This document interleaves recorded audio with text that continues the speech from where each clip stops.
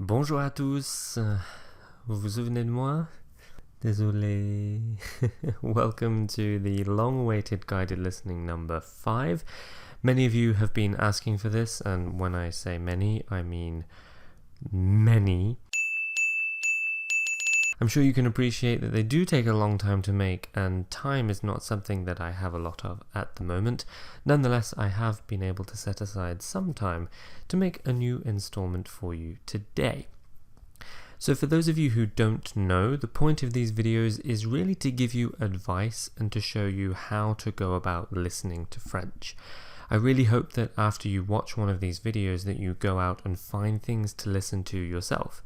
There will come a time when I've imparted all of the wisdom that I can impart, and although I know many of you like the guided aspects of these videos, I can't subtitle every video or every audio clip for you. So please do take it upon yourself to find similar resources and apply what I am teaching you to them. Now, I've had requests to make these videos shorter, so I am going to stop rambling soon. I'm also not going to play the video through once without interruption because the video in question is already subtitled, so if you want a dry run first, there is a link in the description to the original. So, as I'm sure you've already seen, the topic of today's video is watching a YouTube video, which is rather a lot different to watching the type of videos that we've watched in the past. YouTube videos are good for semi-natural speech. Obviously they are scripted, so it's not like a real conversation, but it's still informal enough that you'll be able to pick up on some of the features of casual spoken French. Now, one of the difficulties with these videos is that they are made for native speakers, so of course they speak very, very quickly and they use a lot of slang that you might not already be familiar with. So, my first piece of advice is not to expect to understand everything straight away. Instead, I recommend that you use these videos as an opportunity to pick up on a few features of everyday spoken French. I'm sure I've said it before, but I make no apologies for repeating it. The important thing is not that you understand everything.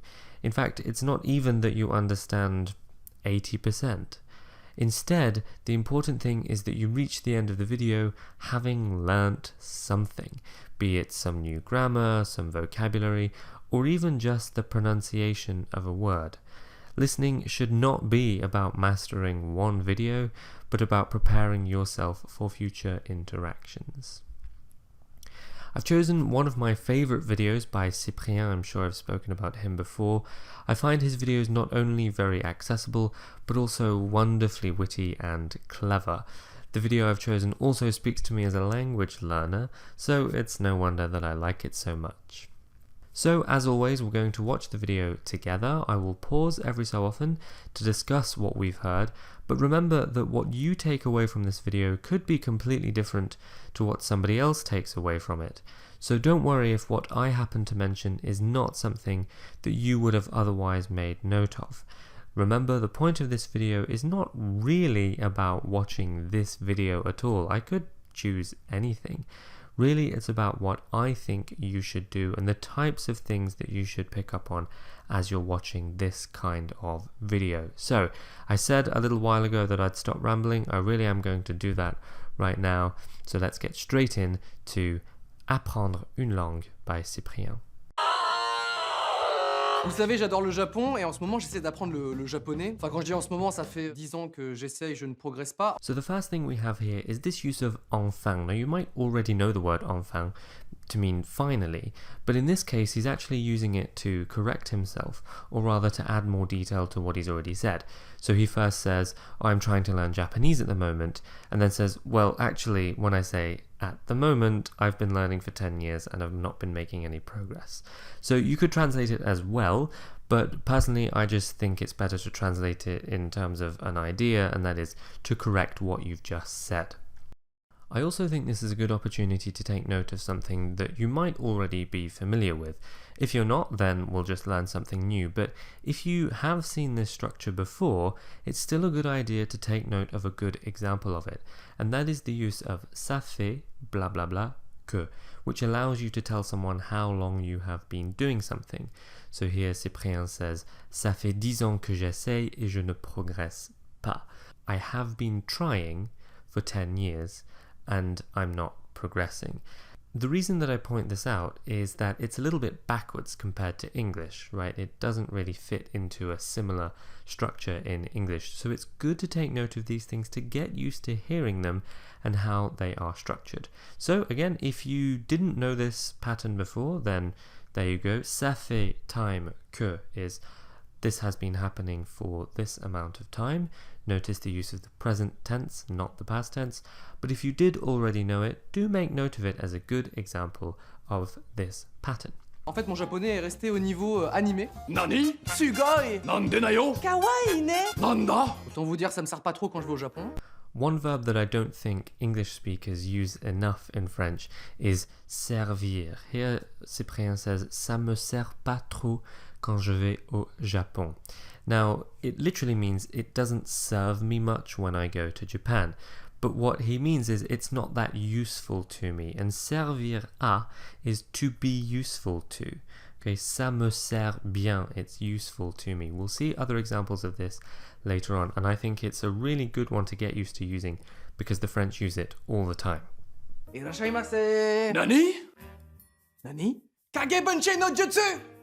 Nihon de wa shikei ga o teikei no hitotsu to shite tsukawarete iru toいうことをしていましたか? Ryuga wa ga te kyokuro! Ok, j'appelle les flics. Déjà à l'école, j'étais pas très fameux pour les langues et je me suis pas aidé puisque j'ai choisi allemand LV1. So here we just have a little cultural thing to explain, and that is j'ai choisi allemand LV1. Now LV stands for langue vivante, living language, and is roughly equivalent to modern foreign language in English.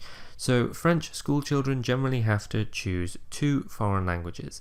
One is their LV1, one is their LV2. And as you might imagine, the LV1 is more important than the LV2.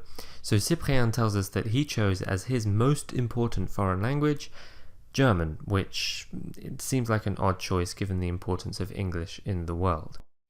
De mon plein gré. De mon plein gré is a really nice expression and basically means of my own accord. I decided to do this. So he's mocking himself for having chosen German as the most important foreign language that he was studying.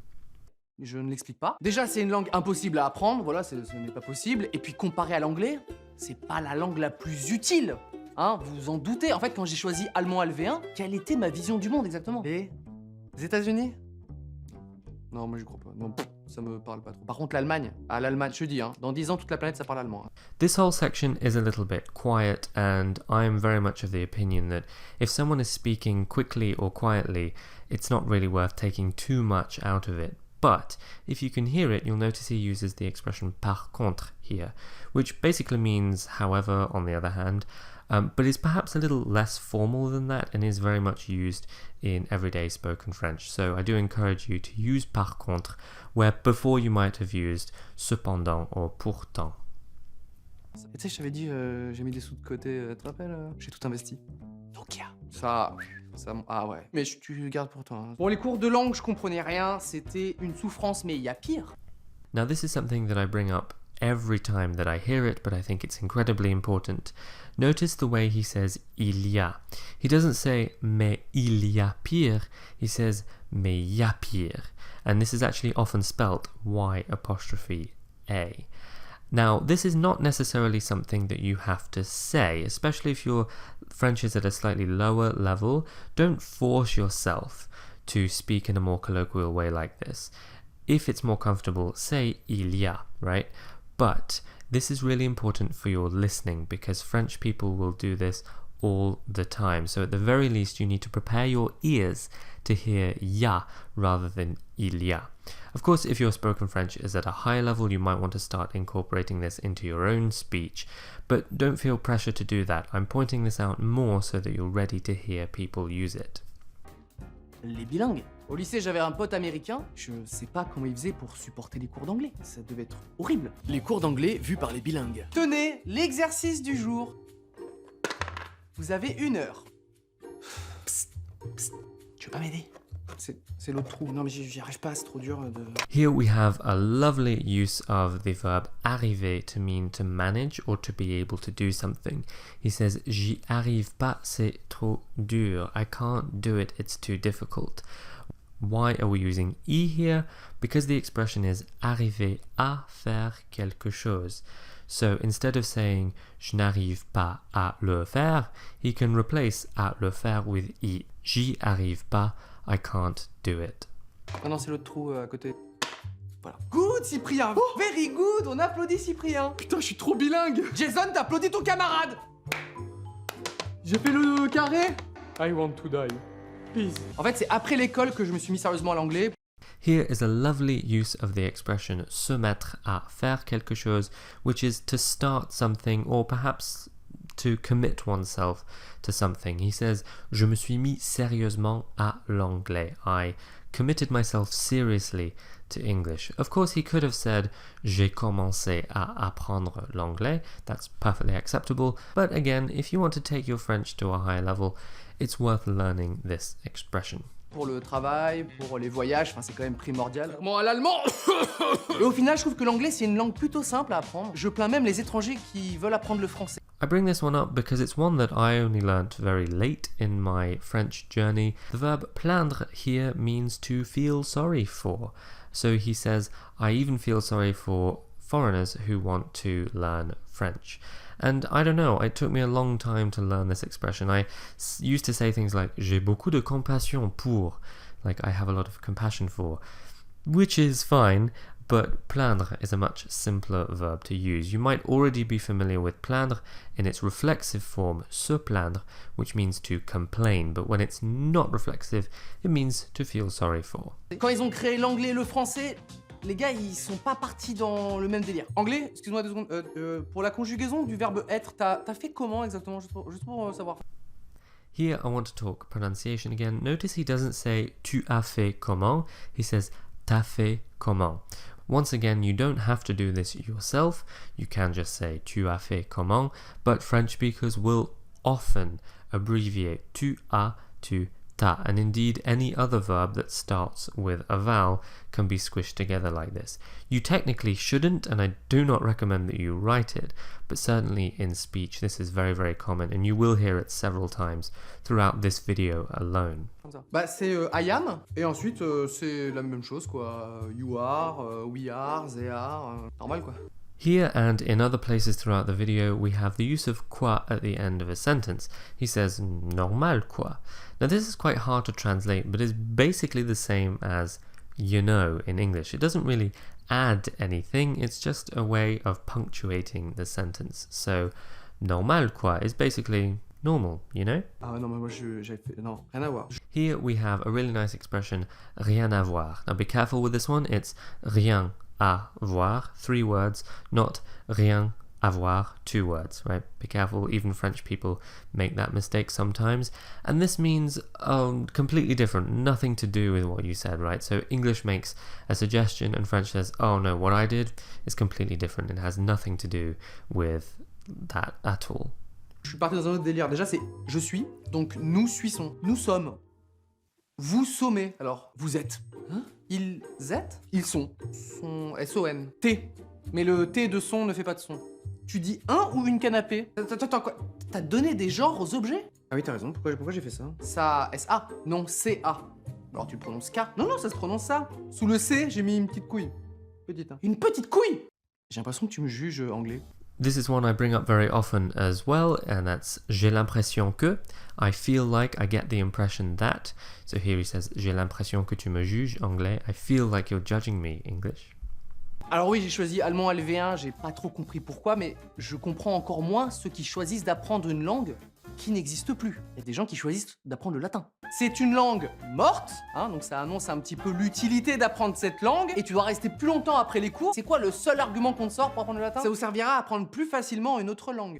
Note here again the use of servir. Ça vous servira à apprendre plus facilement une autre langue. That will be useful to you, or it will help you to learn another language more easily. Autant prendre le temps que tu passes à apprendre le latin pour apprendre directement une autre langue. Je suis désolé, je vois pas une situation où le latin te servira. And again, Je ne vois pas une situation où le latin te servira. I don't see one situation where Latin will be helpful to you. Ça fait 2 jours qu'on est enfermé dans ce tombeau, on va crever ici. Here we have another nice use of the expression ça fait blah blah blah que. Ça fait 2 jours qu'on est enfermé dans ce tombeau. So you could translate that as it has been 2 days since we have been trapped in this tomb, or perhaps more naturally, we have been trapped in this tomb for 2 days. Whichever translation you choose, it doesn't matter, the French is the same. Attends, je crois qu'il y a une inscription là, pour ouvrir la porte. Quoi? Ouais, ça a l'air d'être du latin. This is a really nice one. Ça a l'air d'être du latin. It looks like Latin.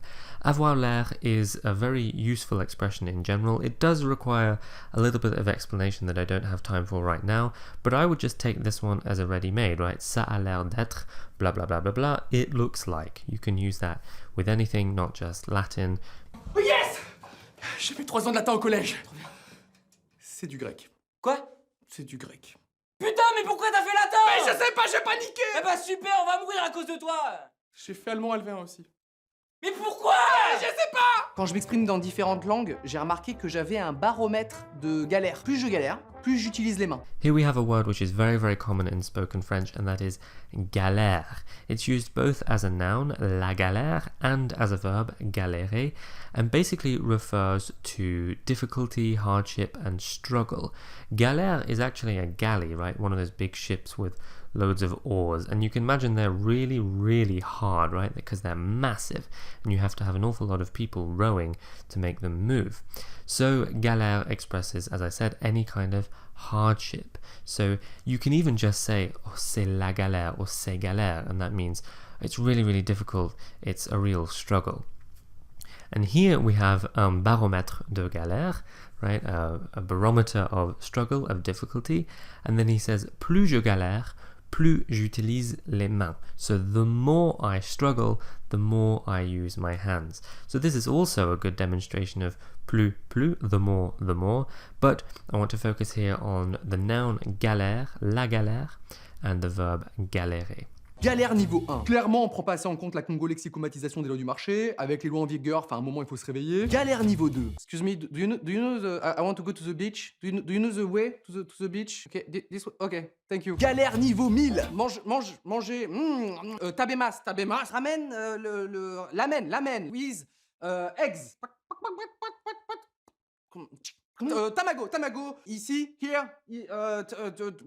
Ryugawagate Kyokuro. D'ailleurs, il y a un truc qui m'insupporte quand t'apprends une langue, c'est les mecs qui se foutent de ta gueule parce que tu t'es un peu trompé en parlant. This one is a little bit rude, but is nonetheless very common in spoken French. That is, se foutre de la gueule de quelqu'un. So he says, c'est les mecs qui se foutent de ta gueule parce que tu t'es un peu trompé en parlant. So, se foutre de la gueule de quelqu'un is to make fun of someone, but perhaps slightly more vulgar than that. In British English, at least, we might say to take the piss out of someone, to take the mick out of someone, but it's basically a slightly ruder way of saying to make fun of. Il a dit la canapé au lieu de le canapé. C'est trop la honte, le gars. Tuez-vous! Hein, ce sont les mecs qui savent parler qu'une seule langue qui font ce genre de réflexion. Vous freinez les efforts des gens qui essayent d'apprendre une autre langue. Mettez des oursins dans votre slip. Y a pas de blague. Non, c'était juste fait que ça sorte. Aside from the 2 instances of ya that we've just seen, notice this lovely use of the subjunctive fallait que ça sorte. That just had to come out. Also notice that he uses the expression il faut, or rather il fallait in the imperfect here, without il, and you can do that in spoken French. As with most of this video, it is very informal, but you can do that. You can say, for example, faut que je sorte, I have to leave. You don't need to say il. Of course, in writing and in formal situations, you do need to do that, but not in everyday spoken French. Pour apprendre le japonais, je suis allé sur YouTube, super site en passant. J'ai trouvé plein de gens qui t'apprennent leur langue, c'est hyper pratique. Cependant, je suis tombé sur d'autres vidéos qui m'ont totalement découragé. Comment j'ai appris 5 langues? Comment j'ai appris à parler 6 langues? Comment j'ai appris à parler 7 langues? Ah, jusqu'où ça va aller? Point commun entre ces youtubeurs, aucun ne parle latin. Aucun is one of those negatives that lots of people seem to struggle with, and even if you feel that you understand this sentence, it is still a good opportunity to take note of it as a good example of it. He says, point commun de tous ces youtubeurs, aucun ne parle latin. So a common thing amongst all of these YouTubers is that none of them, not one of them, speaks Latin.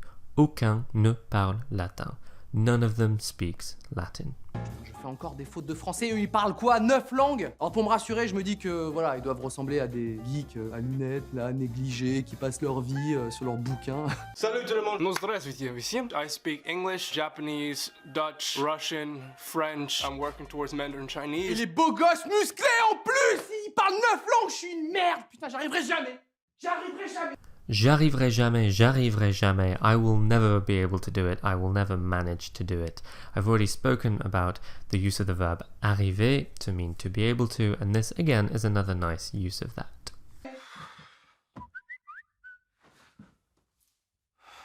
En sortant du coma, un Australien parle couramment le mandarin. Quoi? Victime d'un grave accident de la route, un Australien de 21 ans s'est réveillé d'un coma en parlant couramment le mandarin. Mais c'est ça que je dois faire!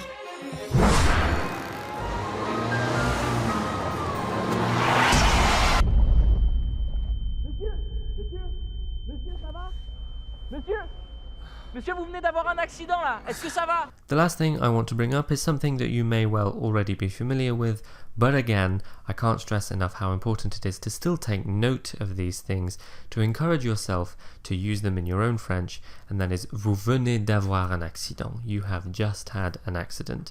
This expression venir de is very, very useful, but is also slightly counterintuitive for English speakers because it expresses the past without actually using the past tense. So if this is something that you know, great, but if it's not something that you use, I highly suggest that you try to incorporate it into your spoken French, because French people use it all the time and it is a wonderful way of expressing recent past events. Non, quid bonum? Je comprends pas ce que vous dites. Japonica locor? C'est quelle langue ça? Quid? Latine nono contour? Non! Alors je suis désolé, mais l'allemand est la langue la plus parlée en Europe. Je sais, c'était de l'humour. Le latin, c'est aussi apprendre la culture et l'étymologie. Je sais, c'était de l'humour. Et puis les profs de langue. Je sais, c'était de l'humour! Abonne-toi. So there we have it. I'm really hoping that this video was a little bit shorter than the others. I know a lot of people have been saying that these are a little bit long, and I completely agree. Having said that, I am keen to make these thorough, and I do want to make sure that those of you who perhaps aren't at such a high level in your French yet can follow easily as well. As always, constructive criticism is much appreciated. Emphasis though on the word constructive. Of course, if you have any questions, please do let me know, and until next time, à bientôt.